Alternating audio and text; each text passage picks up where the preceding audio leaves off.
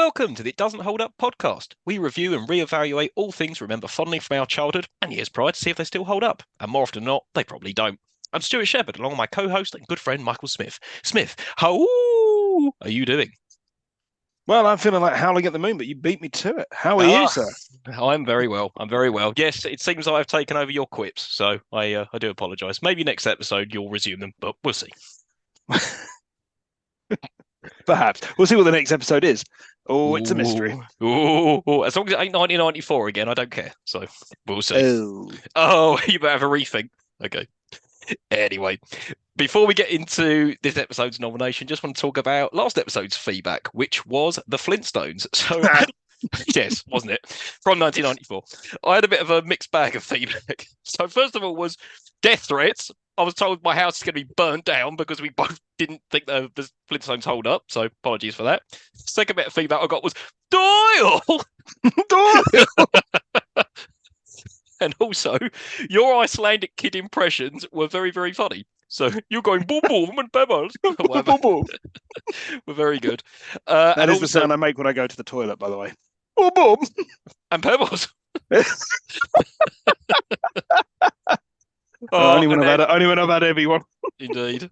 And lastly, people were very disappointed that it wasn't Space Jam that we're covering. Because as soon as I said, what's your favourite film about basketball? Everyone was like, oh, Space Jam. But sorry to disappoint, folks. Neither me or Smith have seen Space Jam, so therefore it doesn't qualify for us to cover. I don't ever want to watch it. It looks like it sucks. Yeah, and I'm sure the remake sucks as well. So, yeah. And also anything... Go on. No, go, you finish. I'll say anything affiliated with R. Kelly is, no thank you. Yeah, I mean, I might be hot and fresh out the kitchen, but I am not listening to R. Kelly anymore. And no spoilers here, Stu, but one of the reasons I won't watch Space Jam is I do not give a shit about basketball. No. So I also chose. And did I by the end of this film? No. We'll see. No. Okay.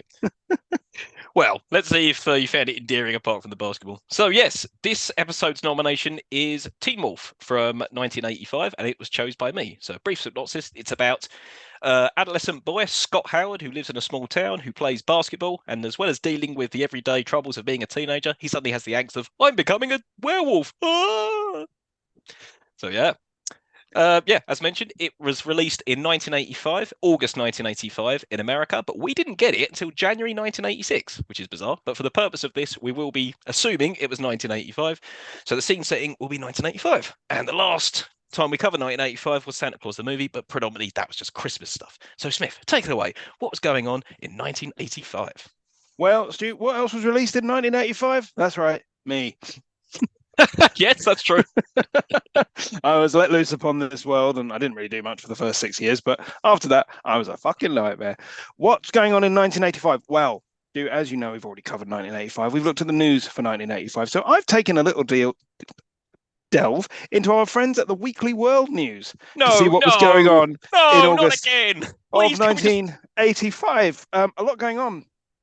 In the 40th news of the Weekly World News, sailors find lost continent of Atlantis. Okay. Hundreds watch UFO battle. Hundreds, Stu, hundreds. You'd think there would have been some recording or eyewitness footage, but nope. But hundreds of people watched it. Fireman called to rescue woman from her skin-tight jeans. Not for the first time. Parents adopt drunk driver who killed their son. Adopt is in inverted commas. I didn't bother reading the articles. I don't know what that's about.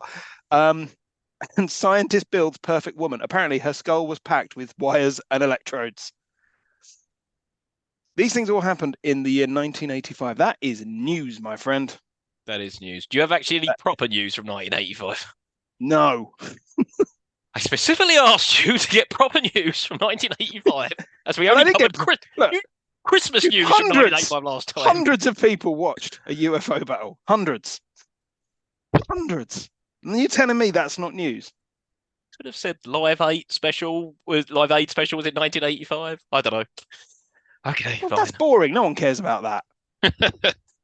Okay. No one cares. People want to know about Atlantis, Stu. Where's Atlantis? What's Atlantis? It's a type of lynx, as I recall. Oh yeah, it was, wasn't it? May or may not have been released in 1985. Oh, well, we shall never know. It was 1996. Yes, it was. Right then, back to Teen Wolf. So, now, this is a difficult one for me because I can't pinpoint the first time I've watched it, but I know I have seen it hundreds and hundreds of times. So I'm going to try my best, right? I'm going to say when I watched it, it was probably on TV for the first time because for some reason it was one of those movies that always seemed to be on TV on Saturdays, like Saturday afternoon. It was always on, a bit like Flight of the Navigator or some of the other movies that we've covered. Always seemed to be Was it on inappropriately early in the day for some of the content in this film? Yes, which we'll explore. Yes. Which we'll get to. Yeah. And yeah, so I would imagine I probably would have watched this very early 90s, 1991, and it was probably on about 3 o'clock in the afternoon on a Saturday, and that's probably when I watched it on TV. So yeah, how about you? How did you first stumble across this movie? Well, again, hard to pinpoint. I've definitely seen it, and I've definitely seen it a lot, and there are images and scenes from it that stuck very much in my mind. Now, whether or not I got those conflated with Back to the Future and thought they were the same film, which is fairly possible, probably not. But I definitely watched it. I'm going to say similar, either on TV or I may have rented it from Blockbuster Videos. For our younger listeners, Blockbuster Videos was a place where you used to go to pick up VHS tapes and take them home to watch. Oh, for our younger listeners, VHS tapes used to you had to physically rewind them. It was a fucking jar. And I would have been suckered in by the box art, which, it's the same as the poster. Have anyone seen the poster of him in a varsity jacket going, "Oh, I'm a Teen Wolf," like Alan Partridge, in a jacket that he does not wear at all in the film? No. And also, he doesn't wear that T-shirt either. It's all the other people who are wearing the Teen Wolf merch. But anyway, yes. Yeah, which I want, by the way. I want a Teen Wolf T-shirt. Now, you did have a Teen Wolf T-shirt, I remember. Because there was Yes, I did. I did. I had one of him. Yeah, I had one of him. But I want the Teen Wolf T-shirt that's in the film. Oh, well, maybe we can hit up Styles and see if he can sort us out. There you go. And it's probably part of your trivia as well, but there was a Teen Wolf cartoon, which I never watched. And I remember you saying as kids that you used to watch the Teen Wolf cartoon. Did I? I don't remember that at all. Oh, well, I don't even remember there being a Teen Wolf cartoon. I don't. I watched there? a shitload of cartoons when I was a kid, but yeah, apparently there was a Teen Wolf cartoon. Oh, I remember there was a Bill and Ted, there was a Mask, there was an MC Hammer one with talking shoes. Oh my god, there was, wasn't there? Yeah. Beetlejuice the cartoon. Yeah, but no, that was good. I enjoyed that. Well, who the hell watched Teen Wolf the cartoon? I swear it was you who told me you watched it. No, I don't remember that at all, but it might well have been. You know what I'm like. How bizarre. But no, for today we are covering Teen Wolf, not Teen Wolf 2, TOO, with Jason Bateman, which I've never seen, but it's been so universally panned, I don't ever want to watch it, ever. Well, apparently it's shit. I've never seen it. I watched the trailer for it after watching Teen Wolf. I rented Teen Wolf on Amazon Prime, £3.50. Whether or not I resent that choice, I will tell you at the end, or it might become clear during my discussion of the film. I then watched the trailer for Teen Wolf 2 to see, just kind of get a feel for it. It seems to be exactly the same film, but with boxing instead of basketball. So I always thought it was kickboxing. It's just boxing. It just appears to be boxing. Okay. Fair enough. It also has John Astin in it, so, I like John Astin. He was the Riddler. He was the Riddler. Right then, shall we delve into the plot? Yes. Cool. So we begin with some very, very basic looking credits, like eerily reminiscent of those Friday the 13th movies. I don't know if you noticed, they're very jumpy. They seem to be like jumping up and down, and I found it distracting. They also went on forever, and the music over the top of it was shit. It was shit. To non-existent. The music over the top was like, just a noise. It was like, what is this? Yeah, what am I listening to? Sounded like a heartbeat as well, like a weird song over like a heartbeat or whatever. But yeah. Very jumpy. So then we cut to sweaty Scott Howard playing basketball, and he's very, very sweaty. And he belongs to the Beavers team, and they are playing the Dragons, and they are getting their asses kicked. They're absolutely. He's very, very sweaty, and when he first leans over, it's like he's having sex. It's like he's not on the job; he's just playing basketball. How do you have sex? Anyway, from above. Okay. Anyway, moving on. So yeah, Scott is knocked down at the ground, and then this is when we meet Bully Mick, and Mick is part of the Dragons team, and he tells Scott and his team that they suck, which they do. And then we cut over to the crowd. There's various people watching, and we get our first introduction to Styles, right? He's a fucking knob. He's a fucking knob, and I cannot understand what his deal is. It's like, is this guy supposed to be like a PR manager or something, or is he just some self-indulgent wheeler dealer dickhead? Like, I really couldn't work out what his deal was. But yeah, he's zany 80s comedy friend. That's what he is, Stu. He's zany 80s comedy friend. Yeah, trying to be cool, but he's not. But yeah, he's in the crowd along with two equally looking 80s girls. Like, who the hell are these people supposed to be? But yeah, they always seem to be hanging around with Styles. Anyway, also we see Scott's friend Booth, which obviously isn't a real name, and Pamela in the crowd watching. So I was reading on the trivia that she actually has a real name. Like the character has it's like Susan something, but no one ever says it. No, that always annoys me. You know, like in Predator. It's not even in the credits. No, it's not. Booth. No, you know, like some movies do this. Like in Predator, right? Arnold Schwarzenegger's character is called Dutch, but his real name is like Alan Dutch. I was like, at what point does anyone call him Alan? How the fuck do you know this? Unless like the script just details that, but they just never call him it. I don't know. It's weird. Well, you should. I think a good script generally does detail character backstories and histories and don't necessarily make it onto the screen in order to give the actor something to play off. But yeah, I mean, some stuff just gets made up by fans after the fact because they've got nothing better to do with their time. Yeah, true. But I don't know who's sitting there going through Teen Wolf Wiki coming up with like, her name's Susan.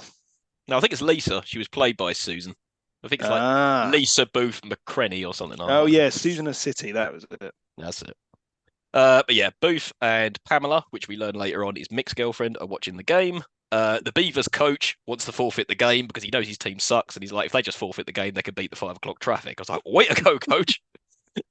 And then we also see there's a Beaver mascot in the crowd looking really fed up and bored. I'm like, is that actually a mascot? Is there somebody in there? It's like, oh no, there is. They're just bored and asleep.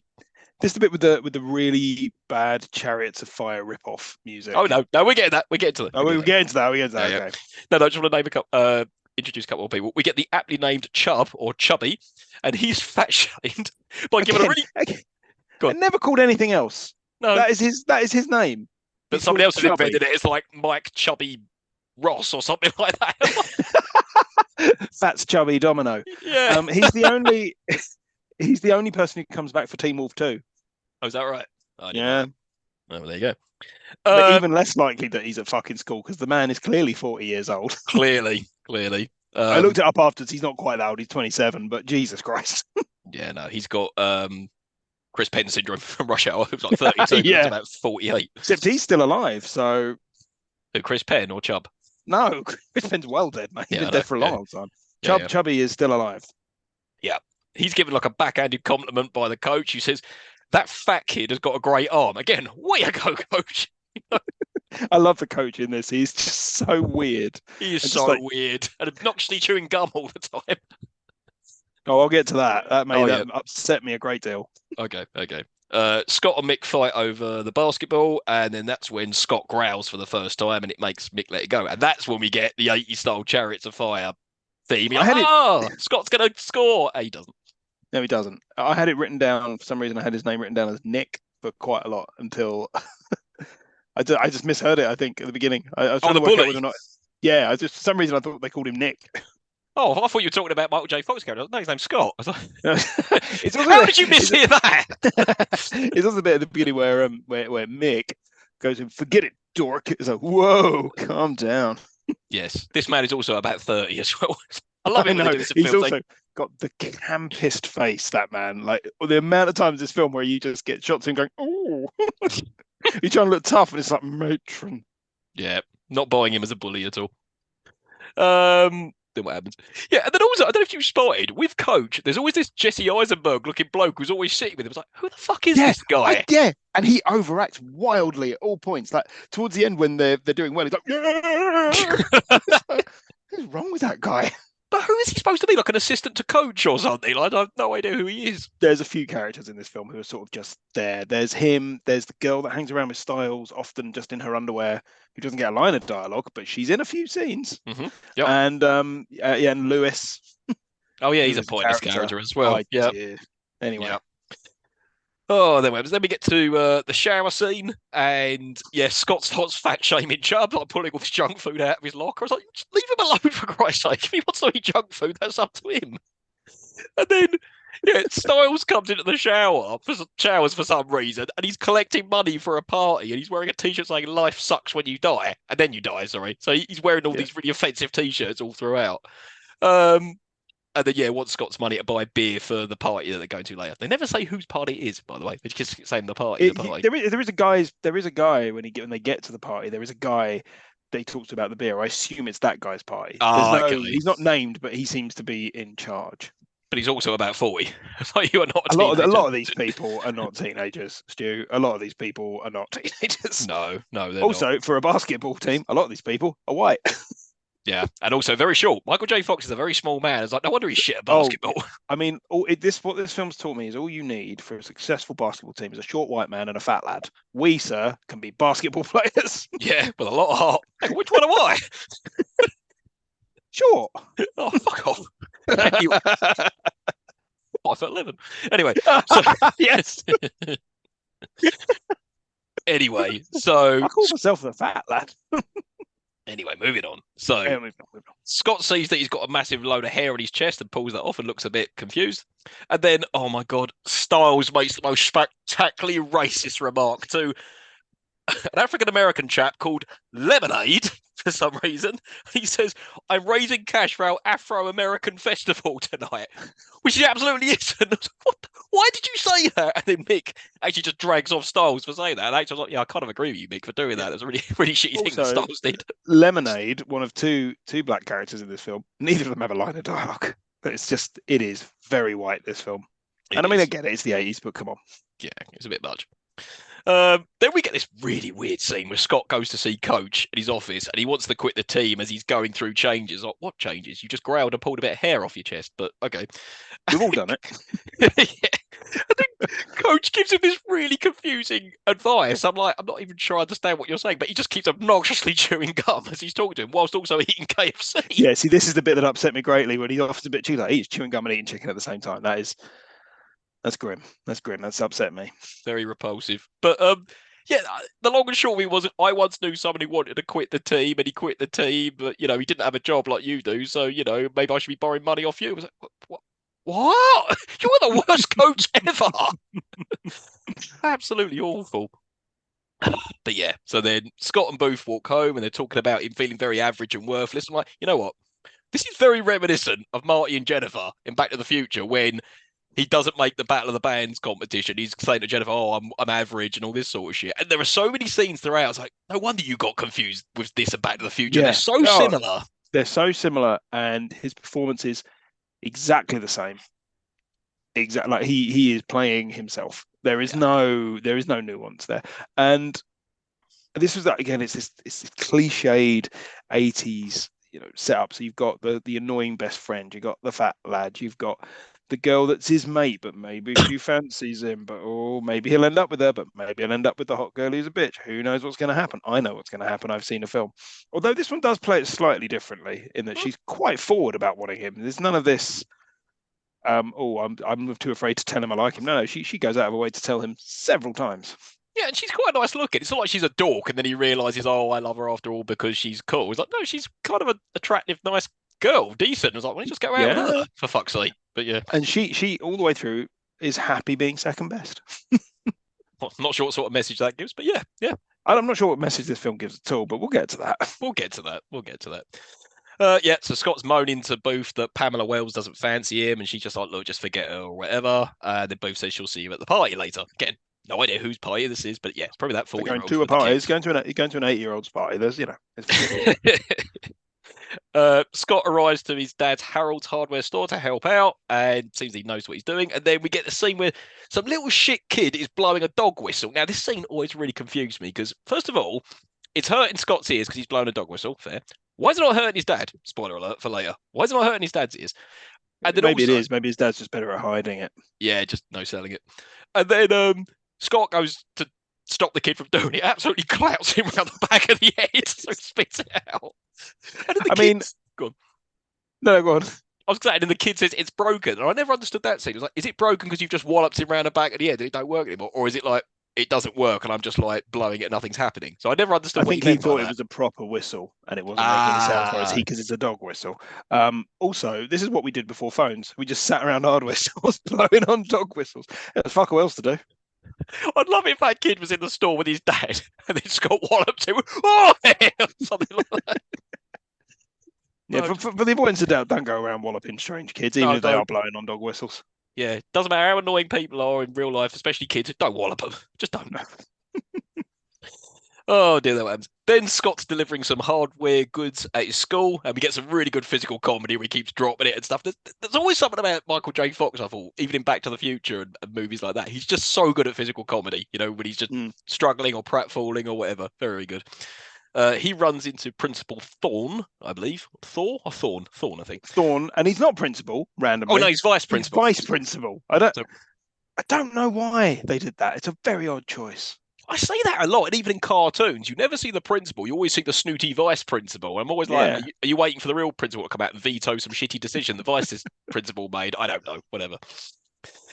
He runs into him and he makes him drop all his stuff on the floor and just walks off. I was like, okay, this guy's an arsehole. And then we see the girl that Scott fancies, Pamela, is in the play rehearsing with a very snooty teacher. Now, why is it whenever there's a school play or any sort of play, the teacher is always like this, darling, every single time? Why can't there just be a normal bloke directing a play? You've not done anything at work, have you, mate? No, I have not. I have. And let me tell you, we're all like that. We're all lovey-doveys. We're all fabulous, darling. We all just go fabulous, darling. I mean, I like what you've done there. I really do. But if you could just give it a little bit more something, a little bit more zhuzh, that's how you do theatre. And then you go outside and go, bloody hell. What are you striking like? Cockney. Well, I stand corrected. Yep. It's fine. You don't know. I don't. So Scott delivers all the goods to the teacher, and then he asks Pamela to the party. He's like, I've got a van. What? Yeah. I don't blame her for saying no. No, I think Scott. Pick up lines go. It's a rough one. I have a van. Get in my van. It's got a mattress in the back. What are these cable ties? Never you mind. Well, he does work in a hardware store. But yeah. So yeah, at this point, Scott knows he's got really hairy hands, and then he hides them, which I thought was quite funny. And at this point, he's still asking Pamela out to the dance. No, not the dance, the party. And then Mick arrives being all obnoxious, and then he gives Pamela a big old grope on her ass. You really need to do that? Why is Mick hanging around the school? He doesn't go to that school. He's from another school. Why is he just hanging around? He's always just hanging around. Because, every basketball team that comes there are visitors, so they're from other schools. So, so why is he hanging around? I presume he was probably just picking her up after the play had finished, but I don't think she had finished rehearsing the play. And also, in this play, it only seems like Pamela's in it. Yeah. Where are the other actors? I assume it's supposed to be Gone with the Wind. I have no idea. I assume. I wasn't entirely sure. But yeah. Who knows? Then we get a scene where Styles is trying to buy a keg of beer from Tony's liquor store, and he's dressed up like an absolute imbecile, like with a cap, and he's got a cigarette in his mouth that isn't lit and all that sort of thing. And then the owner takes a bribe off him, but he doesn't sell him the liquor. I was like, what an arsehole. And then what? Oh yeah, then we get a scene where Scott's having dinner with his dad Harold, and he discussed quitting the basketball team and maybe joining the school play. And it seems like his dad's about to give him some advice, probably to tell him, "Oh, you're going through changes because you're going to become a Teen Wolf." But then Styles arrives to date Scott to the party. Like, okay, never mind. We laugh at that. Going to become a Teen Wolf. Son, you are going to become a Teen Wolf. I too am a Teen Wolf. Oh, spoiler up. Anyway, and then Scott's feeling itchy on his neck, and he asks Styles, "Look, do you know anything about a rash?" And then Styles said, "I don't know anything about a rash, but one of our teachers got his dick caught in a vacuum cleaner." Wait, what? Yeah, I don't do anything. Mr. Murphy got his dick caught in a vacuum cleaner. I was like, what? What? Look, what's that? What? Because they're the same thing. Who wrote that? Such a weird line. Then we get Styles wanting Scott to rob the liquor store with a plastic gun. Although he doesn't really say rob it. He says just have the gun in your pocket and then pay him. I was like, that's not how it works, mate. Still going to get arrested. Yeah, exactly. So why is his backup Michael J. Fox, who he looks older than? I don't know. Maybe he's got more confidence. They should have got Chubby. Chubby's 40. That's true. That's true. Excuse me. So Scott throws the gun away. He's like, yeah, I'm not doing that. And he goes inside to just buy the beer regularly. And then the owner gets really angry with Scott that he's trying to buy beer without ID. He's like, why you little bastards never learn? No ID, no beer. And that's we get the iconic line with his eyes go red. He goes, give me a keg of beer. And I was like, okay, that's cool. And he goes, and also these. Picks up some treats. And I don't remember him saying that. I only ever remember him saying, give me a keg of beer. So the fact you added, and these, which I can only assume are little cake things. I was watching the trailer after the film, and that line is weirdly dubbed in the trailer. It's this weird reedy, like, give me some beer. Yeah, and it's not threatening at all. So no, it's not threatening at all. It's very strange. Very, very. So then we're in the said van driving along, and Lewis is very impressed that Scott got the keg of beer without having to rob the place or have a fake ID or whatever. And he tells Scott to stop pursuing Pamela and go after Booth instead. Numerous people will tell Scott this throughout. Go on. Yeah, enjoy these lines of dialogue from Lewis. It's the last time he speaks for the rest of the film. Oh no, there was a bit before when I think when Styles failed to get the beer and he says never say die, and then when Scott goes in to do it, he says never say die. And Styles just like grabs hold of his mouth or something. So yeah, another line that he did. But yeah, probably no more after this. No, he does no more after this. He doesn't speak again. No. And then we get the iconic bit again where Styles says to Lewis, right, you drive my car, I'm going to get on the van so he can surf on top of the van in a Hawaiian shirt. Now, as impressive as it is, incredibly dangerous. Incredibly dangerous.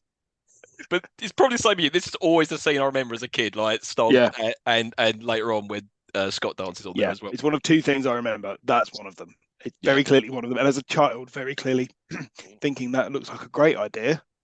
I'd love to give that a go. How is a man approaching 40? There's still time. Need to get I barely like standing up. Oh, fair enough. So you don't want to do it. Quite dangerous. Might fall. You might. Right. Then what happens? Then as he's driving along to the Beach Boys Surfing USA dancing, Scott starts noticing he's got pointy ears and then starts swaying the car or whatever. And also, if you notice, there's a continuity error. As Styles is dancing on top of the van, they go past Jack in the Box, then they go past something else, and then they go past Jack in the Box again. And I'm like, probably just two Jack in the Boxes. Really? It's a very small town in Nebraska. I don't think it's got two Jack in the Boxes. Oh dear. And they arrive at the party, and there's hundreds of people at this party. Again, whose fucking party is this? And why hasn't it been shut down by the cops? It's 21 to drink. There's clearly teenagers, inverted commas, drinking. Well, it just seems like a regulation group of 40-year-old adults drinking in a house. I noticed in this part, and quite a lot of the rest of them as well, there's some very good extra work. The extras are really going for it. Yep. And they look ridiculous. They really do. I always love it when you see an extra look like they're having a conversation with someone and they're not. They're just kind of like mouthing words. Yeah. If you're watching on YouTube now, Smith is doing his puppet impression. Oh, God, what happens?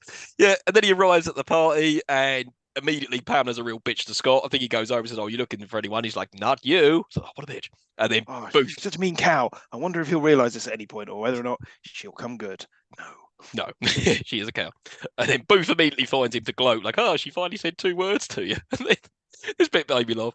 Styles brings that keg of beer to the kitchen, so presumably the bloke runs the pie. There's about 20 of them there already. He's like, what if you don't drink, you just take back home? He just looks horrified. He's like, why are you horrified, man? Just take the keg of beer back home. Yeah, I'll be like, this is my keg. Nobody. Yeah. You open this one last.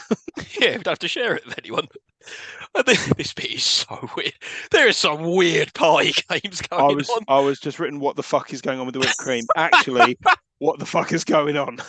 Yeah, it's a man and a woman tied to each other in their underwear with a load of whipped cream over them, writhing around. I can only assume they're trying to free themselves from being tied up. No idea what's going on there. Oh, God, it just seems so odd. It's everyone's just hanging around, and Styles is like being the master of ceremonies, like a bloody knob. Yeah, who appointed him to do that? And his assistant is this girl in just her underwear. Yeah, some burlesque outfit. What is going on? Oh, it's so bizarre, yeah, because everyone's drawn a name out of the hat of the opposite sex, I presume. And if you get chosen, you have to go and do a silly game of Styles' choosing. So I think the next person who gets one is Chubb. And Chubb's like, oh, you've got to eat all this Jello. And Chubb's like, okay, great. And then the girl's like, what do I have to do? Great. And Styles pours it all down at the top. And she just seems like, yeah, about it. Like, you're okay with this fat guy eating a load of Jello out of your top? I don't think you are. That top's ruined, love. Ruined. You're not going to get that out. The kind of dye they use in Jello, that's staining. Oh, God. And it's not even like, it's alcohol Jello. It's probably just normal Jello. Chubb might get bored halfway through. I don't know. I mean, even if it's sexual, like if you're eating food off someone, it's like a little bit, not a whole litre of Jello. Oh. It's like sexy at all. Oh. I've also written down, Styles, you massive sleaze. And then we see that Pamela has got Scott, which she isn't happy about. Booth has got Malcolm, but she pretends she's got Scott. So then, who's Malcolm? Yeah, we never seen Malcolm. Although there are some random people every now and again. They'll be like, "Oh, where's Brad?" It's like, who's Brad? Like, who are these fucking people? Who are these people? But yeah, Booth and Scott go to the closet. Apparently, they've got 2 minutes to do anything goes, and they just start getting off with each other. I've noticed Closet's fucking massive. yeah, I've just read that this closet is enormous. And Wish I had a well lit. closet that big. Yeah, well lit. Again, this is a bit that's different than most 80s films because she's quite aggressive to say, "Look, this is what I want," and he goes along with it, and then nothing happens. They forget that's happened for the next 20 minutes. We can fawn over Pamela a bit more. It's oh god, get on with it. This is what's so confusing because yeah, it's not like every single time Scott's like, "No, we're friends, Booth. We're friends, Booth." He gets off of her, but then he likes Pamela. Then he gets off her. Then he gets off with Pam. So make your bloody mind up. Like, who do you want? Stop using Booth. She's quite a nice person. She's happy to be used. She's happy. Oh well, I'll wait. he'll see right at the end. It's fine. I mean, it's him or Styles. Yeah, true. I would stick with Scott. Then we get people have been swapping clothes for some reason. That was their day. Then we get more sexy cream games going on. It's the same people. They're just still on the floor going. It's probably the same shot. Yeah, we can't get up. We can't get up. This scream's going, "Sir." The smells. It smells real bad. I suppose people didn't trample on them as well, being pissed and whatever else. Oh god! And then, of course, Mick arrives because Mick's everywhere, and he orders Pamela to leave. He doesn't even go to this school. But why wasn't he invited to the party? Why didn't he come along with Pamela anyway? Then we're back in the closet, and Scott's being all rough with Booth, and then she slaps him, and then we see that he's scratched all down the back of her top, sort of very. No one notices this. No one notices huge this. Gash on her back, like he's broken the skin. Yeah, there's some Freddy Krueger shit going on the back of her top, but no one notices it. And then Styles make this really inappropriate homophobic joke. He says, "What does it feel like to come out the closet?" And this sort of homophobia will come back later. Oh God, will it? Oh, Yeah. in a scene that made me deeply uncomfortable. Yeah, well, I've got several points on that, so we'll cover it in a bit. And then Scott arrives home and he's clearly not feeling well, and he runs upstairs to the bathroom, and his dad is all concerned. So Scott doesn't feel very well at all, and he's in his bathroom, and this is when we get the transformation scene for him turning into the werewolf. Now, I must say, the effects are really, really good. You know, they're really. very. I put werewolf transformation is shit. American Werewolf, this is not. No, I liked it because you even get like the pulsating skin and all that sort of stuff. There's one point where he starts looking like a girl. I was like, wait, what? Like that. But like, and you got an inappropriate boner. No, I thought it was really cool. I like the keep cutting away. There's a little bit more. There's a little bit more. A little bit more. No, I thought it was really good. Why? What did you like about it? I just thought it looked like a cheap knockoff of better effects. Mm. It felt low budget. Yeah. Well, I always liked it when I was a kid. That bit. I could do better. All right, we'll do better then without CGI. Good. Yeah, as you watch. And then he doesn't really fun. He goes, "Oh, jeez, Louise." Oh, that's a pretty weird thing to say. I would be like, "Oh shit!" If that was me. Not in a PG, you wouldn't.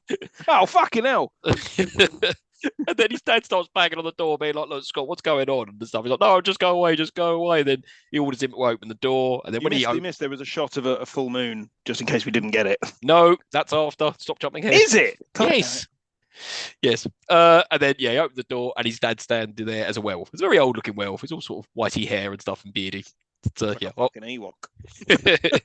It was funny. That's the other bit that I remembered very, very clearly from when I was a kid. It's the dad already being a werewolf when he opened the door. Yeah. Yeah, and he's like, an explanation is probably well overdue. And he's very, very upset with him that he's kept it from him. But he's like, "Look, thought I didn't have to tell you it. Sometimes it skips a generation. I wouldn't have to tell you." And he's like, "Well, it didn't pass me by. It landed on my face." I'm like, ew. Ew. Stuff shouldn't be landing on your face. No, not at all. And then Scott storms into his room, and then that's when you see outside it's a full moon. I'm like, is that just a coincidence though? Because for the rest of the movie, he just turns at will. So there's no consistency to this. There's no sort of rhyme or reason as to when. So he couldn't control it up to this point, and then from here on in, he can control it.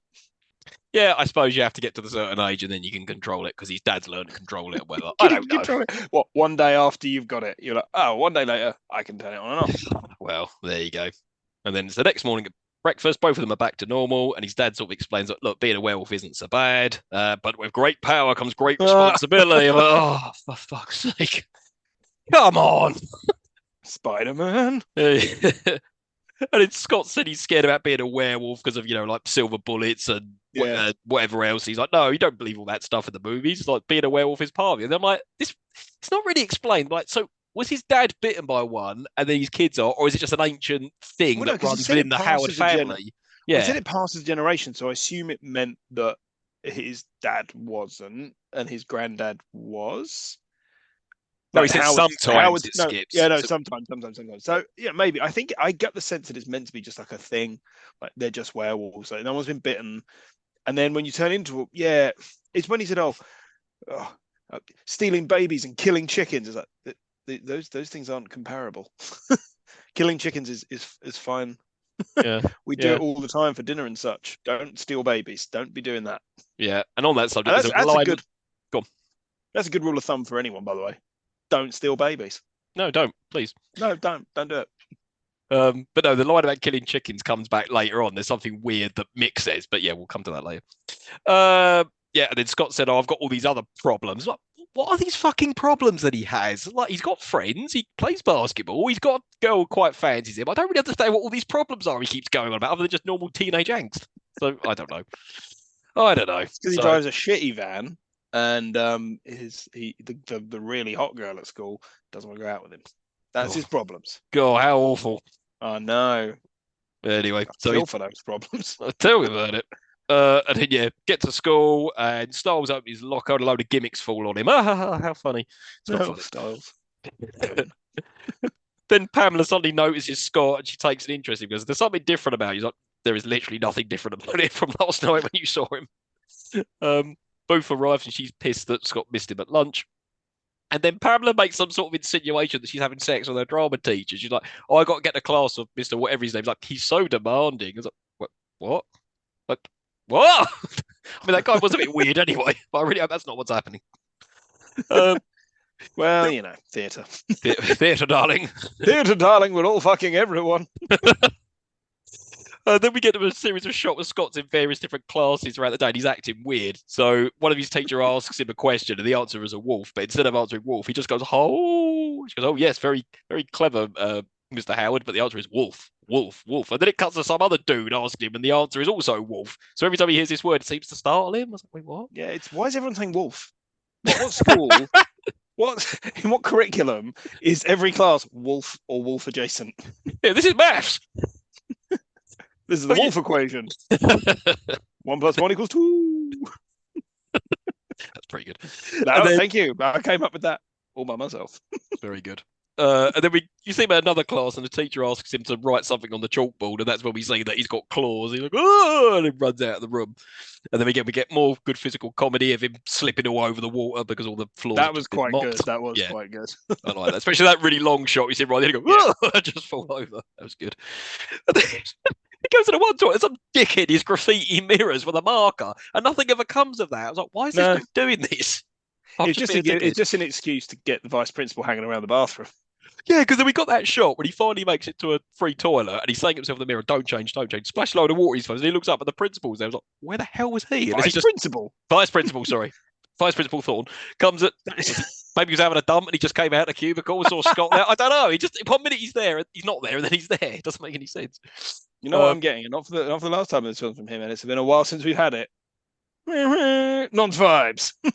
Well, there was nonce vibes a minute ago with the drama teacher and Pamela, but yes. Well, that's true. But he's hanging around the boys' toilets. Indeed. And he wants to see Scott's hands, and he's terrified because they're all clawy, but then thankfully they've all gone back to normal. And he asks him, have you got a marker on you? He's like, no. And he's like, I'm watching you, and if you ever step out of line, I was like, I wonder if this will come back later. Spoiler alert, it does. In the most meaningless way possible. Yep. And then we get to the really problematic scene.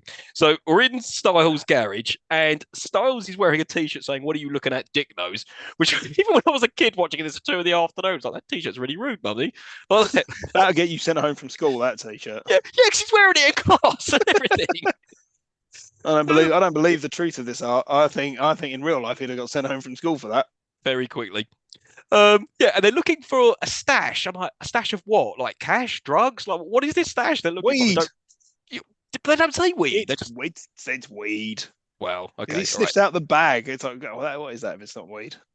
Coke? He is a dog after all. Anyway, so then, right. I actually watched a cut version of this. So Scott's trying to tell Styles, look, I really want to tell you something, blah, blah, blah, blah, blah. Now, I recorded this off Sky to watch this, off Sky Sci-Fi, but I recorded it at like 2 o'clock in the morning. So I thought, nothing to be cut, all the swearing will be in it and all that sort of stuff. So anyway, he goes, I'm a werewolf. And I'm like, hang on a minute. I remember a really homophobic bit, right? So I went on YouTube and I found it. And I was like, so they cut it out. So the version I saw on Amazon Prime had it. There and present. Yeah. Full and correct. So Styles says to him, are you trying to tell me you're a homophobic slur? Because if you're a homophobic slur, I don't think I'd be able to deal with that. And then Scott goes, no, I'm not a homophobic slur. I'm a werewolf. And then I'm like, what? Awful lot bit of gay panic right there. More gay panic. More gay panic. I couldn't deal with having a gay best mate. Oh, no. God forbid. Oh, yeah. But then Scott says, no, I'm a werewolf. Styles takes no notice of him. He's still looking for his stash. And then he turns around and he's a wolf. So initially, by this point, he's controlled it. And Styles then reacts in the same way he probably would have reacted if he told him he was gay, by falling over and trying to run away. Exactly. But then instantly he's at peace with it. Because obviously you'd be terrified if someone turned into a wolf in front of you and then he's okay with it. Scott helps him. Really turn into a wolf. He turns into a dog-faced boy. Yeah, or like a big bear or something. It's not really wolf-like. No, and also I'll mention it later. Mick says something else which makes me start asking many, many questions about this wolf curse, the family thing. But anyway, Scott finds the stash, and then he's like, "Look, Styles, you need to keep this a secret." And then Styles immediately starts calling him Team Wolf and TW. Yeah. I was like, immediately. And then he says, "Hey, TW." And then he says, with the right angles, we can turn this into something monstrous. And I'm like, again, is Styles supposed to be a fucking PR agent or something? Like, who is this guy? What is this? Oh, it's stupid. And sorry, guys, there's a really funny bit coming up next. But go on, what are you going to say? It's at this point where you're like, nobody in this film has a real name. Booth, Styles, Chubby, TW, they're all just weird nicknames. Scott. Like weird nonsense. Well, yeah, Scott. But he becomes TW. Yeah, true. I mean, I've tried that with your name, but if I went around calling you SS, people might get the wrong idea. No, don't. Very problematic. Yeah. So then we cut to a scene where Nonce Vibes, Booth is playing basketball with Scott for some reason in the background, and they're having a jolly old time playing. Why is he playing basketball against a young girl? Oh God! And this bit's so funny. So Booth says, "Can you take me home, Scott?" And Scott was like, "Look, I literally just got here." And his dad goes, "Scott!" It's so funny. And then Scott's like, might as well have been popping and go,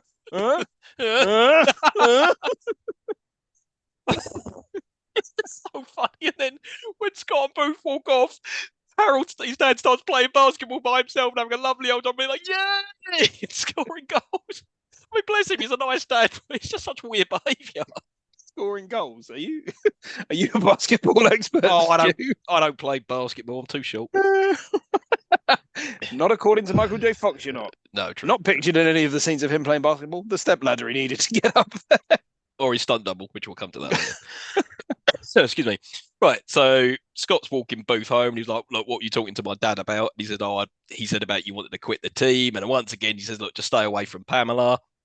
And then they start recalling a story about when they both ran away when they were kids, but they couldn't cross the road or something. So, they've known each other for years, but this is why they can't go out. That actually happened to me. What, you ran away from home? You weren't allowed to cross the road? Yeah, I just walked around the block a couple of times and just sort of came home with my with my briefcase full of action figures. No, my dad just laughed at me. Oh, I think you say that he slapped the piss out of you. I got my blue Beano briefcase, filled it full of toys, and went off to go and join some sort of homeless underground. Like what we saw in Turtles, the underground. Latchkey kids, Stu. Yeah. Yeah, smoking cigarettes and playing on arcades like a cool dude. Of course. Yeah, then we get to the next basketball game, and again, Booth, Lewis, Styles, the girls, everyone, the old gangs all sat in the crowd watching this. And of course, the Beavers are not doing well. But then Scott uses like some of his powers to concentrate and manages to score a point, not a goal. And then you've learned. I've learned. And then all the opposing team bundle Scott down to the floor, and then that's when he turns into a wolf, and like everyone looks absolutely shit scared, as you know they would. And then it looks like the vice principal who's watching as well. It comes back later. He sort of looks down and covers his junk, and I was like, "Oh, I know what happened." And then, at the time, I was confused. Yeah, there's more Nonce Vibes. And oh no, there's a dog-faced boy. This erection's suddenly inappropriate. It was fine when it was just regular hairless boys, the kind I like. Oh, you Nancy vice principal. Oh god. Anyway, so everyone looks scared until Scott's body double starts playing really, really good basketball and scores a slam dunk. And then at this point, the Beavers start kicking arse. This is the thing, right? Everyone's just like, oh, okay, cool, yeah, all right, Yeah. Where have I? Oh, is that like shampoo budget must be fairly high. Yeah. Oh, cool. okay. All right. but you're good at basketball. You're not going to kill us. All right, yeah, that's cool. Yeah. That's cool. Basketball, that makes sense for it. I mean, if he was actually a dog, he'd just get a hold of the ball and run around where everyone's yeah, wouldn't want to give it up. Yeah. Give it back here. Give it back, you. No, it's man. And then, yeah, his team, the Beavers, start kicking ass to Randy Newman music. Yay, Randy Newman. Was it I think it was cheap knockoff Randy Newman music. I think it was Randy Newman. You look it up later. Randy Newman? I don't think it was. I think it was cheap knockoff Randy Newman. Well, there was a lot of knockoff music. The final song at the end, I thought that's David Bowie. Looked up, no, I ain't. They couldn't afford Bowie. What are you talking about? Changes. We wanted changes. What have we got? This. Win in the end. Anyway, then we see this. Bowie did a song called Win in the End. I don't know. He did Magic Dance in Labyrinth and all that. I don't know. About the same sort of time. Anyway, then we get to a celebration at a cafe, and I can never work out. It's like, is that a can of soda or is that a beer that he bit into? But yeah, whatever he bites into, it goes absolutely everywhere. So yeah, we get a whole montage of him being all hip and cool in school with shades and a Walkman and walking around, and everyone's high-fiving him and shit. And then we get school newspaper, just like Tango and cashing in. You know what the message is here? It's America. As long as you're good at sports, everything will be all right. Exactly. But this is my problem with this film, right? It's like, it's a sports film when it wants to be a sports film, and it's like a coming of age drama when it wants to be. It's like, look, you can't have it both ways. Like, which one is it? You know what I mean? It's neither. It's a nothing film where nothing happens and there is no jeopardy or stakes to any of it. It's so stupid. Like everything where he just turns 12 and everyone's suddenly fine with it. That is it. Everyone's just cool, right? Good, you're a werewolf. Oh, you're not a werewolf. Oh, also, that's fine too. Good. Except Lewis. Lewis is afraid of him. Do you think that will get resolved? It will not. It will not. Yeah, that was my next point. Will not have any more lines of dialogue or be in it apart from going, occasionally. Yeah. That's the next scene. So Lewis is like in his locker and Scott says hello to him. He's like terrified and avoiding him. And then we get all he has shown that he's doing as a werewolf is playing basketball and biting into cans and being popular. It's not like he's ripped someone's face off. That would have been more interesting if every now and again he had tendencies to like kill shit. You know what I mean? Because that would have made him like, oh, we can't trust this guy. Whatever. He scratched Booth's back. That was it. Yeah. Then we get Vice Principal Thorne starts giving Scott shit again, but he just like, oh yeah, whatever, cool. Walks off and just starts breakdancing on the floor. Is this where he says, I'm still the vice principal? It's like, do you think he wants your job? Yeah. Do you think like he wants to be vice principal? Vice principal What's your point? I'm still vice principal around here. I wasn't quite successful enough to be principal, despite the fact I'm nearing 60 and surely will be retiring. This is the pinnacle of my life. I failed as a man. Yes. Stuffy old vice principal. But I'm still the vice principal around these parts. Oh, God. And then we get more montage of basketball games using the same shots probably as earlier on. And we see everyone's coming to watch the basketball now. Yeah, I've put that. Because, more popular. Woo! Superficial American sports. Yeah, we're good now. Let's go and watch. Exactly. And they've upgraded the beaver mascot to a wolf mascot. There's like they've got a person still with called a wolf the beavers with a wolf head. Makes no sense. Yeah, still called the beavers. And I put as well, being a wolf also gets you an A in your exams. There's cuts of him in his class being like, oh yeah, look, I got an A. Oh, Scott, I'd get a D. A wolf's good at exam. I mean, I suppose that as animals go are quite smart, but as humans go, probably fairly thick at exams. Yeah, I'd say so. Then we see more shots of the basketball, and Scott's being all selfish in the basketball games there. He's like grabbing the ball from everyone else, not letting them score. And yeah, apparently we're told the whole town has gone wolf crazy. And then Star Wars has started selling wolf merchandise. Like, I'm sure Vice Principal Thorne would have something to say about that, but he's always giving Scott shit, but nobody else. I'm sure not only would Vice Principal Thorne have about, I'm sure the government would have something to say about a werewolf running around, a man who is half wolf. I'm pretty sure somebody somewhere would have something. It'd be more news than just the school newspaper. It's ridiculous. Well, apparently the cartoon, it's different. Like, he hides his secret identity.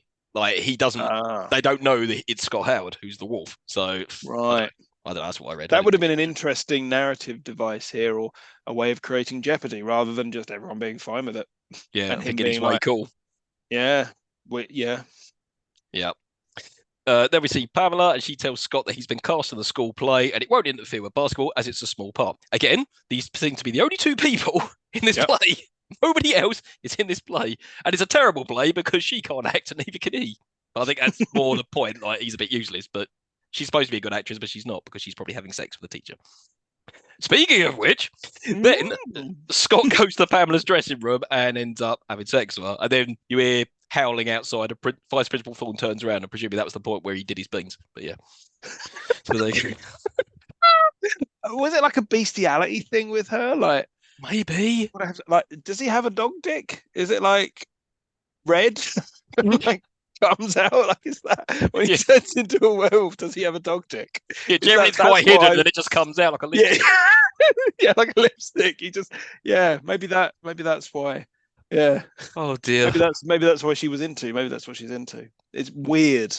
Well, Mick doesn't have a bestiality dick. I don't know what she's into him for, but anyway, he's got a camp face. And then speaking of Mick, so Scott and Pamela go bowling that night with Mick right there, and then Scott even says, "Like, did you know this guy was going to be here?" I'm going to say, yes, you did, just to piss him off. And then he's like kissing her right in front of him, but it takes a while till he goes over and confront him. It's like, the minute he turned up with her, why don't you go over and wallop him? But like, he puts up with this crap for a while.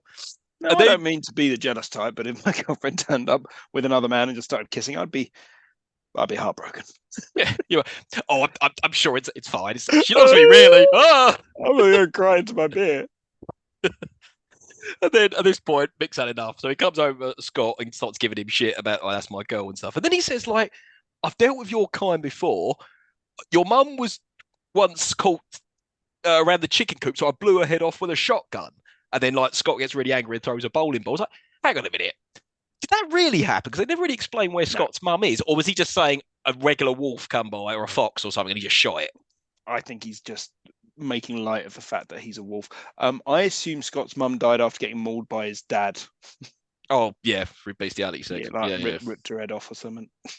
Yeah, because that, for some reason in my head, I thought that was explained, like why his mum had died. But no, it's not. It's not at all. Yeah. And then Scott walks Pamela home, and she basically says, "Look, Mick's still my boyfriend, and I'm going to the dance with him." I was like, "Oh, you bitch! Oh, took this man's virginity, and you don't want to know him anymore?" Don't worry, Booth's ready to be second best. You just get her. And Booth's totally cool with it. And then we get to another basketball game, and Scott's teammates are getting really annoyed with him being selfish again. And then there's this really weird bit when, like, Scott's body double goes into the shower, and I kept watching, and he ducks down. And then when the head pops back up, it's Michael J. Fox, like that. And then Scott is literally in that shower for about 10 seconds. Like, did he just literally rinse his balls under the tap and then just come back out? I used to do it at PE and just kind of walk along the side and go, I've definitely been in the shower. Yeah, because at our school, they used to make us shower while the teacher watched. Licking their lips. Oh, God. Oh, they're oppressed. Oh, dear. Right. And then we get another scene where Coach is giving Scott really weird advice again. I enjoyed this. He says something like, "Look, why is everyone blanking me?" And he says something about never play poker with a woman with one finger or some shit. Can you remember? Never play. No, I didn't write it down. I should have done because I actually really enjoyed the line. It was something like, "Never play cards against a man with the same name as a state." That's it. Yeah. And it's just so weird. That's the second time he's given him weird advice. Again, worst coach ever. Oh, God. And then Scott's picked up by Styles in the Wolfmobile van. It's like, where the hell did he get that? Because the van before was Scott's van because it was the family business van. So that made sense. Where did Styles get this van from? And why does he need it? Second-hand van shop. Oh, God. To drive around with a wolf van for one scene. Then it is never seen again. I suppose for all the profits he's made from the Wolf merch, he can now afford the Wolf van. So then we swapped it for the car, apparently. The shit car. The shit car. Yeah, that's something I forgot to mention earlier. Styles drives an awful looking car. It's absolutely awful. So then we get the other iconic bit where Scott this time's dancing to Beach Boys, but this time he's doing like backflips and shit. I was like, that is so cool. Like, because apparently when Styles was doing it, he had like cables like tying him to the van. But this actor doesn't have cables. He's doing fucking backflips as this van's moving, unless it's moving at a ridiculously low speed and they've just sped it up or something. I don't know. It's very, very, very clever. Probably a gymnast or something, someone that's able to keep their balance. Still a scary stunt, though, if you ask me. Yeah, and then they drive past Scott's dad's hardware store and he clearly disapproves. And then Scott comes home and his father starts saying, oh, this wolf business is going your head and you're making a fool of yourself and all this sort of stuff. And then this is when we get the exposition about why Vice Principal Thorne has a vendetta against Scott, because something about he fancied Scott's mother and Scott's dad basically told him to fuck off and he made him piss himself. And somewhere in Scotland, J.K. Rowling was sitting there going, I think I've got a character in this. Yes. And his dad says a very important line here, right? His dad says, I don't know who was more frightened that night. Me? No, him or me? Oh, he regrets making him wet himself and being frightening and scaring him. I hope he doesn't do anything in literally the next scene to contradict what he's just said.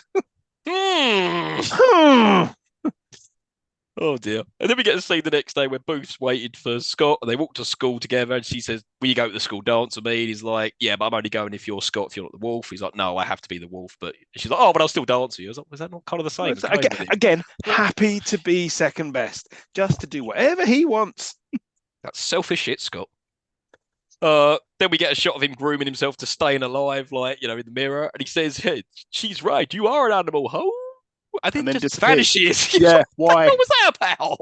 Why did he Is like a werewolf? That's vampires. Yes. Can't be seen in mirrors. Werewolves, fully visible. Be consistent with your law, movie. And what is it? It's not consistent. No, it's not.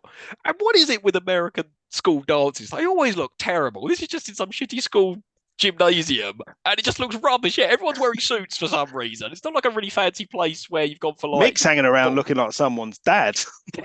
Deeply uncomfortable again. It's like he's going to a funeral. He's got a black suit and tie on. I've just come from a funeral. That's actually quite a hard day for me. Sorry, Mick. And then, yeah, as soon as Scott arrives, like, everyone starts partying and lets him dance in the middle, and it comes out to Big Bad Wolf. And then, that immediately comes on the DJ decks. I don't know whether they were just waiting for him, like, and press play. It's a wolf. It's a wolf guy. It's a wolf guy.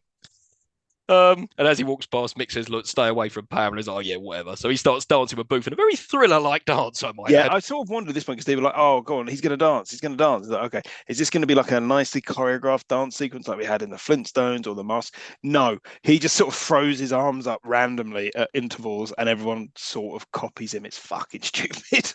And apparently it wasn't even Michael J. Fox doing it because his dancing was atrocious. That was a proper dancer. It's like, oh, that still looked a bit shit. Is that the best you could do? Yeah. For this money, yes. Yes. Then Scott and Booth go outside and start getting off with each other. And I think at this point, Pamela says something to Mick like, I wouldn't mind having sex with him or something. And he's like, oh, why? So you can have his puppies or something like that. I was like, they already did have sex. What are you talking about? Yeah, probably twice. Yeah. Scott's then turned back into real Scott. And then when he comes back into the room, Mick comes over and punches to him. He says, I'll stick to your own kind, freak, like that little tramp over there. And then at this point, Scott attacks Mick, but all he really does is just like open his shirt up a bit. Yeah, he exposes that man's torso. Oh, you rotter. No, my nips are out.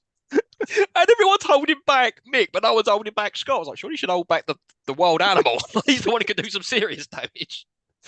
And then we see that Vice Principal Thorne, he's standing at the back of the room looking all weird, and he follows. Yeah, I've got my moment now. And he goes outside to confront Scott, and then he starts being like, "Oh, that's it, I'm going to expel you." And then suddenly, he says, Nonce Vibes, you have no idea how long I've been waiting to get you right where I have you. Oh. Vice Principal Thorne, you are in a position of authority, sir. And then suddenly, for no reason, Scott's dad arrives wearing a suit like he was attending the dance himself. Around to school. What's so funny? Makes no sense. And he sends Scott home, and he comes over and gives Thorne a load of shit, and then like leave my son alone, and then growls at him, and it makes him piss himself. And he's like really happy that he did it. I was like, and like you just said 2 scenes ago, you said he literally just said it was like, I really regret doing that, but I will easily do it again at a moment's notice. Has he been drinking or something? Been down a pub all night. And then he thought we'd gate crash the school dance to feel young again. Yeah, popped a suit. I'm going to the school dance. Those are the young girls I can play basketball with. I'm going to frighten that stupid Rusty Thorne. Rusty Thorne. I'll teach him. I'll show him. I've been drinking lager. Although saying that, I really like the dad. I thought he was cool with us. Oh, anyway, then we get to the school play, and Scott's decided to play it as himself rather than the wolf. And the teacher essentially says to him, "No wolf, no part." And then Scott's like, "Right, fuck this," and just walks out. And that's the end of that play. No more. The end of that. Yep. Then Scott's talking to Booth and Styles. He said, "Look, I'm not going to be the wolf anymore, and I'm quitting the basketball team." And Styles like, "But Scott, the championship finals in 4 hours." Like, oh right, suddenly now this is important. It's not been important this entire film, and now it's important. But if I'm not the wolf, I suck. It's like, yeah, 'cause you're 5'0" nothing. Exactly. Of course you suck. It's basketball. But it Styles is such a shit. He's like, "Look, just do it for me, will you? I've got a lot of collaterals." Like, you selfish bastard! Like, just so you can make your money from these t-shirts. That's all you care about. And it's the championship final. And would you have believe it? They're playing mixed team the Dragons again, just like they did at the start of the team. He doesn't even go to that school. Why is he still here? He's in every scene, and he's not part of this school. Mick never left. Yeah. Oh no, hang on. I think he doesn't go there, Scott. I think earlier on there's a comment like he's 20 years old because he got held back a few years, but that doesn't mean it was that school. Yeah. Yeah. So yeah, the Beavers are getting their ass kicked because Scott isn't there, and then suddenly he arrives as himself, and everyone just goes quiet for some reason, and the game is suspended.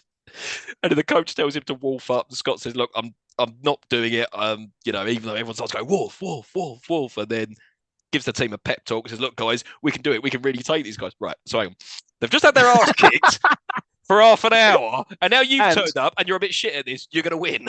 Okay. And this whole bit doesn't make a fucking lick of sense. One, they're halfway through getting their asses handed to them, and they just want to give up and go home. Right? Is that the attitude? Like, while we're winning, even though we don't like this wolf because he's not a team player and won't let us play, but we're happy to keep winning. But he's not here and we're losing, so I can't just go home. Yeah. I thought it's quite embarrassing. And then he turns up and goes, "We can do it," and they just decide to be good. Is that what happens here? I don't know. 80s. But yeah, so you just whenever there's a question, the 80s. 80s, yeah. And then they start playing, and then Mick says to Chubb, "Shoot it, fat boy," like that. And that causes him to go, "Oh, all right, cool." And then he scores a point. I was like, okay, fuck you, Mick. But it's also when they go like when Scott's like, "I think we can beat these guys." On what evidence? What evidence do you have that you can beat them? A lot of heart, Smith. And then that's when we got, which I thought was David Bowie, that awesome 80s song, like "Win in the end." Fucking David Bowie. It just sounded like him. No, it didn't. Oh dear. And then we get a montage of the rest of the game, and the Beavers are slowly catching up scoring, but it's not just Scott scoring. They're all working together as a team and playing. And again, you keep getting shots of that Jesse Eisenberg looking bloke looking really happy. Even though we don't know who he is. That guy is. And then I don't know if you spotted it, there's this really jarring shot of a basketball about to not go in the net, and it's like, "Oh, it goes in the net." Yeah. It's like, oh, come on. Could you just I film the think they're shot? cheating. Completely cheating. And then Mick keeps deliberately fouling Scott, and then he does it once too often, and then they're awarded 2 free shots. And with 1 point behind, can Scott do it? Spoiler, yes, he can. Yes, he can. So this is the bit where Mick also squares up backwards to him. He like backs off, walking very slowly, just glaring at him like, "I'm going to go backwards." It's also this point that I noticed that Mick has the face of a Goomba from the Super Mario Brothers game. Oh, like maybe. those little mushroom men. I just thought suddenly someone's about to jump on his head. Maybe after basketball games he shrinks back down. But yeah, so Scott scores the 2 points and they win, and everyone rushes onto the court to start celebrating, and they're all lifting Chubb up to their shoulders as well. It's not just Scott; they're all team members. And then Dad lifts him up in the weirdest way. Yeah. He's like his knees are up by his armpits. Like, what are you doing? Funny. And then Scott pushes past Pamela to start getting off with Booth, and I'm like, right, okay, no fucking around now. Just stay with her. Stop messing her about. Forget about that, Pamela. And then I don't know if you spotted this. Someone in the background have got their flies open on their jeans. Yeah. It's really, really funny. I don't know why they didn't go back and reshoot it, but someone's clearly standing there with their flies open. There's a rumor that you can see someone's dick in it, but you can't. I went through it frame by frame. Where's that wolf dick? And then like a really weird song choice over the end credits. Like slow ballad, like slow-mo of people celebrating. It's fucking bizarre. It's funny. And then Mick says, "Pamela, we're getting out of here." She's like, "Oh, drop dead." I was like, "Oh, because he's the villain, not you." And then we just get credits. It just ends really abruptly. Celebrated. Done. This film is done. What did we learn? Nothing. What's the message? Don't know. Yeah. So that was Teen Wolf. So let's rewind back. So whenever we did watch it, which we can't quite pinpoint when it was, but probably when we were very young, what did you Yep. love or hate about it back then? Well, what I loved, Stu, was there was a man surfboarding on a car or a van, um, and the dad, he was a werewolf already when they're at the door. Uh, yep, they're the bits I remember. That's probably the bits that I enjoyed. Think, I think I just probably thought it was back to the day. Yeah. Or just like it's that era of films where they kind of all blend into one. So I think I just yeah, but it's for a child, it's fairly easygoing. It's sort of horror adjacent, and even as a kid, I liked horror stuff, so I think that probably also helps a great deal with it. How about you? Definitely the horror stuff because I'd never seen werewolves back then. Like that's probably the first werewolf thing I'd ever seen. I'd never seen American Werewolf in London until I was a bit older. And I'd seen like the Thriller music video, but that's more zombies and that sort of thing. But apart from that bit at the beginning bit and whatever, but that used to terrify me, so I never saw it all the way through. But yeah, loved the fact he was a werewolf. That was really cool. I loved Back to the Future. So because this film is so similar in terms of the character Michael J. Yeah, Fox plays, I just naturally like, oh, it's Marty McFly again. Yeah, I'm watching a film about Marty McFly and all that. And yeah, I love the van bit, the surfing.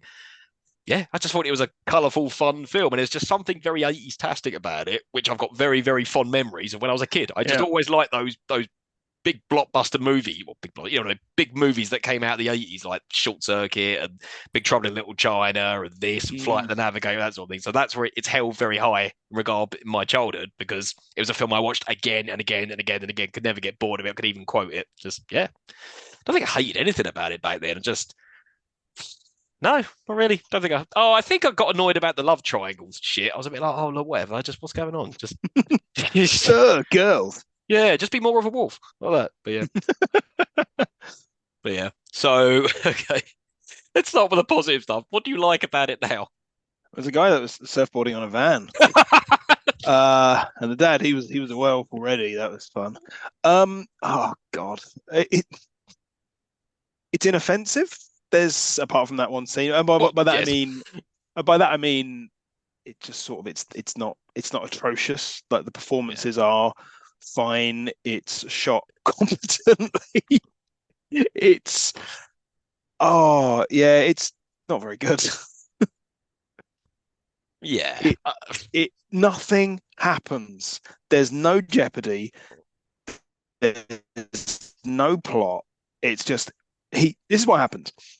He thinks his life sucks, even though it doesn't. He finds out he's a werewolf. Oh no, everyone's cool with it. He's going to be the werewolf. It makes him better at everything.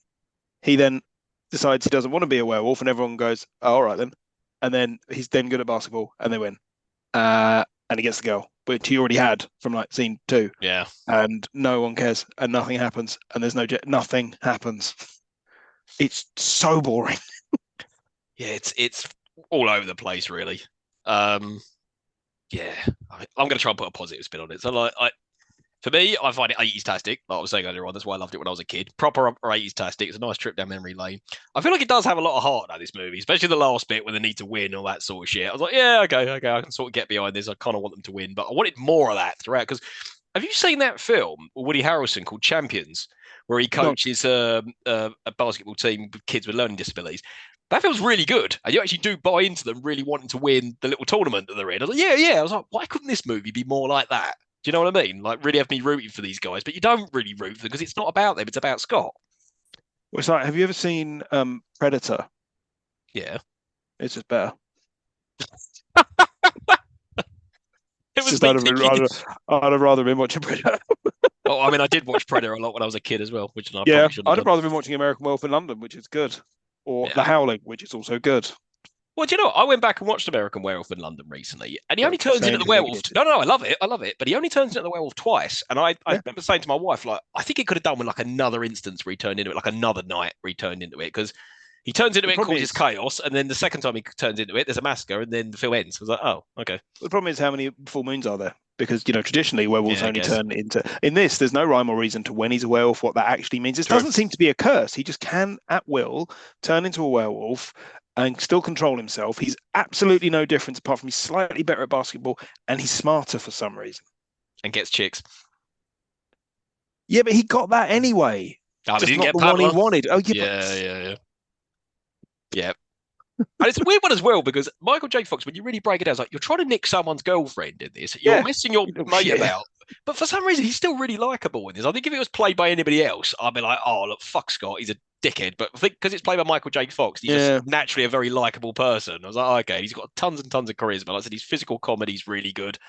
He delivers jokes really well. So, yeah.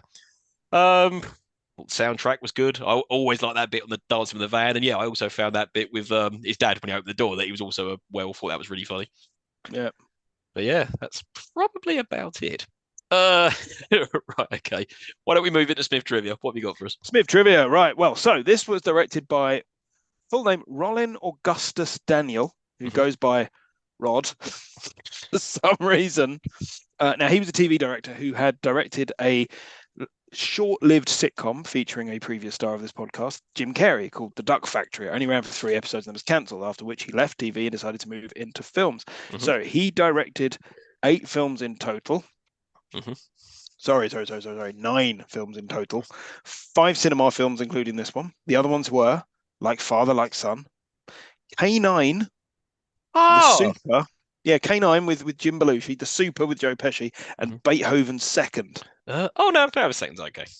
There's some of our listeners out there gave me some feedback that apparently Beethoven is a good film, and I should not badmouth it. However, I will badmouth it, and I will badmouth Beethoven Second because they are shit. Beethoven or Beethoven Second may or may not be on the list. It will not be on the list. I'm not bloody watching it again. He then directed 4 straight-to-TV movies, most notably Home Alone 4. Apparently, he got given the directing role on this after other directors approached by the production company said that it was about a werewolf, and he said it's about a father and a son. It's not about either of those things. It's about nothing. It's a film about nothing. It's not about werewolf. It's not about basketball. It's not about a father and son. It's not also, about in shit. every interview that he gave, he seemed to have dad issues because he's like, I really got to work out my own issues, my own father through this film. So, what? Is he a werewolf?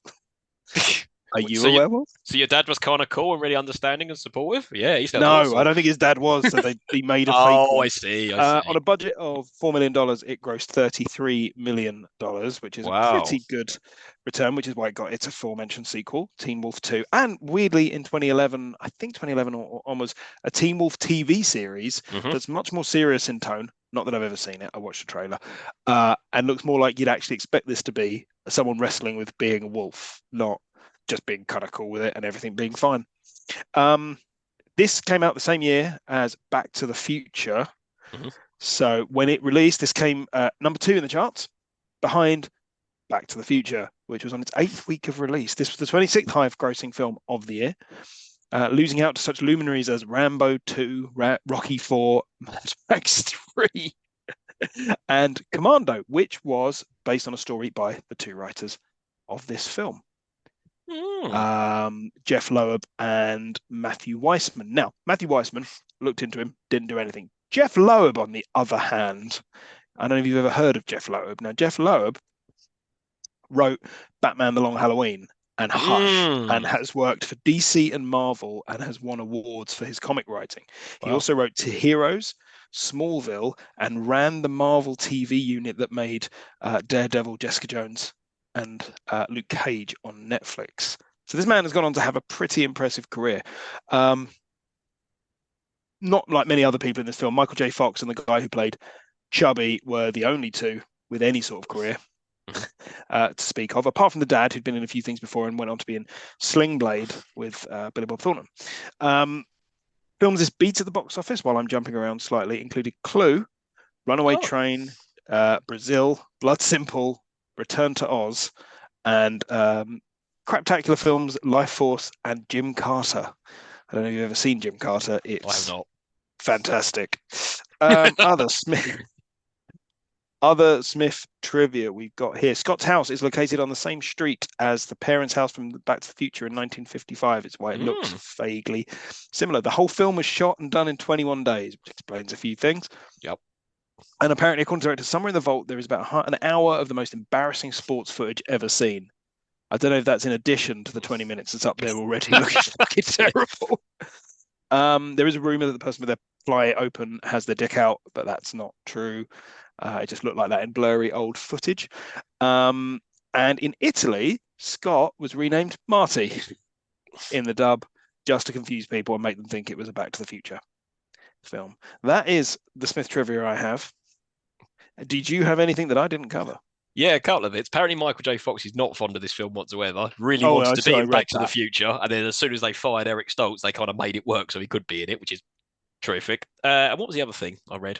There's some good deleted scenes apparently. Like there was one where a bunch of dogs are like chasing him, and it's quite a sinister scene. And I was like, okay, that's cool. And then after that bit at the altercation at the school dance, Scott tells his father, I don't want to be the wolf anymore, and I've had enough of this, and I see what you were saying, and blah blah blah. And then that makes more sense when it abruptly cuts to him just telling Booth and Stars, I don't want to be the wolf anymore. Yeah, I'm fed up with this wolf nonsense. Fed up with wolf Exactly. malarkey. Got hair Yeah. all over everything. It's awful. It is. And then there was a couple other nuggets which I can't remember, but yeah, the main things I had was that Michael J. Fox is not a fan of this film. So I always wondered, like, if I ever met him in real life, if I mentioned it, would he be like, "All right," I'd be like, oh, "Please don't mention that film to me," or something like that. So there you go. Cool. Right. So the final verdict, Smith. Does it hold up? No, absolutely not. Stu, does it hold up? I've wrestled with this so much because there are moments of it that I remember fondly, like the dancing on the van and the end of when they win the championship and all that, and the funny bit with his dad and the transfer. There's all good stuff in it, but there's just a lot of crap in there as well. And I'm just There's nothing happens. There's no plot. And the characters are just, apart from Michael J. Fox, they're all just so obnoxious. I'm just like, Egregious use of the homophobic slur alone. yeah, that really left a bad taste in my mouth. Like, yeah, no. So I'm going to say no, it doesn't. So No. sorry, folks. Teen Wolf does not hold up. Okay. Oh, good. I'm glad we're on the same page on this one, because if you liked it, I think maybe I'd have just wandered off into the distance. It was very close, to be honest with you. It was very much like some of those other movies when I'm gone off, I'll go on then. Like, but this one, I'm like, no. After discussing it with you, that's kind of sealed the deal. A bit like how you were with Flintstones. I was like, yeah, no, it doesn't. It doesn't. So there you go. Well, it's your turn. So it's next episode's nomination. Wow, next episode's nomination. So I've thought long and hard about this, and I've got a bit off the wall with this one, perhaps. It better not be 1994, Smith. I'll be very cross if it is. Oh. No, God. No. We are going back to the heady summer of 1992. We're not done 92 yet. Cool. We haven't done 92 yet. I checked. I know how annoyed you get with me always choosing 1994. You got away with it. I was going to go a bit later and thought Stargate perhaps, but no. We've gone back to 1992. Now, what was in its infant stages in 1992? What was developing that was going to change the world? The internet? Yes, the internet. And what film that came out in 1992 dealt with the internet in a way that was both insensitive and weird? The Lawnmower Man? I said Lawnmower Man. Get up off my lawn. Yes, we are going to do Lawnmower Man. Amazing. And do you know what? I must have had a sixth sense because it was on Sky recently. I went, oh, yeah, recorded that. So you've saved me buying the DVD or renting it. I'm probably going to have to bloody buy the DVD because I don't own this one. Haven't seen it in years. And there might be some troubling content that we're going to have to get through, but yeah, Lawnmower Man is the next episode. And it's probably going to be a long-ass podcast because if I remember rightly, that film's like 2.5 hours long. Oh, God. We'll do an abridged version. Yeah. I can remember it being 80 minutes, but I probably just skipped over some bits in my mind. Apparently, there's a director's cut of it as well. We're not covering the director's cut, just the standard theatrical one. Why is it? Doesn't everything needs a director's cut? I don't know. Bloody hell. But hopefully it holds up. Hopefully it's a good Stephen King adaptation. It's our first Stephen King. It's our first 1992. Cool. It's our first sight of Pierce Brosnan's hair in Man the Chest. Indeed. Great. So yeah, Lawnmower Man it is. So just before we get out of here, just want to plug our socials. So you can reach us on email at itdoesn'tholduppodcast@gmail.com. We're on Instagram at doesn'tholduppodcast. We're on Twitter, or X as it's now known, at doesn'tholduppod. We are on YouTube at It Doesn't Hold Podcast. And we're on Spotify, Apple Podcasts, and all the good places you listen to podcasts. And remember, please give us a good review on all your podcast platforms. And remember, we do welcome all suggestions for things for us to cover, apart from 1994. So, fine. Is there anything else you would like to say on Teen Wolf before we get out of here? Yes, I would like to say to all of our listeners and all of our viewers, remember, despite the fact that you might be terrible, unsportly, and incapable of doing anything right, if you just believe that you're good, you will win the big game. Quite right. That's very sound advice. And I just want to say to all of you, remember to get me a keg of beer.